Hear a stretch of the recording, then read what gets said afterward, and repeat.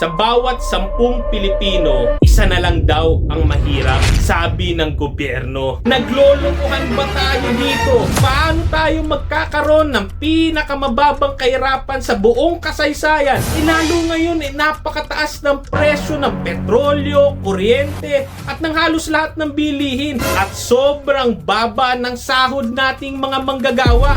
Last year lang yung mismong mga economic managers pa natin ang humarang sa dagdag sahod na pasado na sa Senado at Kongreso. At ngayon naman, Korte ang humaharang sa dagdag sahod na dapat noon pa na ipapatupad sa Metro Manila. Habang nga pa rin yung ating mga kapwa manggagawa sa iba't ibang region at probinsya na hanggang ngayon wala pa ring umento sa sweldo. At napakalakas naman ng loob ng DepEd na ipagyabang na 3 years advance tayo na naabot yung pinakamababang poverty rate. Mismong World Bank na nga duda na maabot natin yung target na yan dahil last year pumutok yung pinakamalaking corruption scandal sa ating kasaysayan, yung halos 1 trilyon na flood control corruption na nagpabagal sa ating ekonomiya. Kaya magpakatotoo naman tayo, ang tanging paraan para maabot yung 9.7% na poverty rate ay kung hanggang ngayon pinaninindigan pa rin ng gobyerno yung napakalayo sa katotohanan na para bang mga taga-ibang planeta sila at walang katuturan na poverty threshold na basta daw may 98 pesos ka kada araw sa bulsa mo,